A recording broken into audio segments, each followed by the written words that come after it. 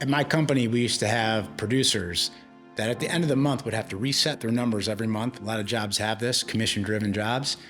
And, they're always trying to beat last month's numbers. They're trying to break their records. And as my business grew and people started doing better and their numbers started to increase, I noticed that there was always a camp of performers that were never happy with their numbers. Never. And there's something to be said about constantly pushing yourself, but there's also something to be said about celebrating the wins and being able to at least momentarily enjoy your success. And when you have a great month, but it's not your best month, and you're asked, how was your month? How'd you do? And you're Debbie Downer about it, that's just a way to sabotage yourself, because you got to let it in. You got to let in that, you were able to look backwards and see that you were crushing it compared to where you were last year, 2 years ago, 3 years ago. And what most people do, and what causes this moment of being a Debbie Downer, is people are comparing their current state to where they want to be. And when you compare where you are to where you want to be, there's a gap. And we call this the gap trap, because you would never want to measure yourself against an ideal that you make up. It's not real. So if I set a goal for myself to be making X dollars and I throw that rock out, that's where I want to be, and I look at what I'm making today and I compare it to that number, it's not going to make me feel so good.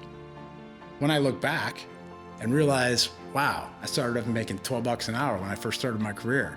Look what I'm making now. That gives me energy. You always want to measure backwards. This is a concept we learned at Strategic Coach with Dan Sullivan. It's just so powerful. Always measure backwards. Don't measure against an ideal that you made up in your head. It doesn't exist. And the problem is that when you set out a big goal and you get closer to it, you throw the rock out more. When you hit the goal, you set another goal.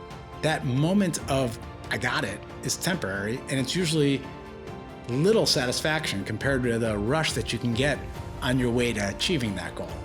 But regardless, either way, when you're measuring against your goals, never measure against the ideal. You'll get caught in the trap, and you can just create a depressed way of thinking about the fact that you're not where you want to be.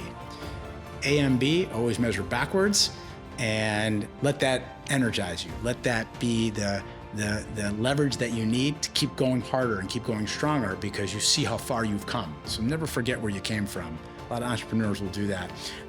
They'll remember when they started out of their house, out of their garage, and they look at their company today, they're at $1 million, $2 million, $3 million, in revenue, and they're happy. But because they set goals to be at 5 million and 10 million, and they're not even close to it, they're all down about it. And they're constantly being negative, when they just need to look back at their humble beginnings to give them the energy and, the reminder that we all need.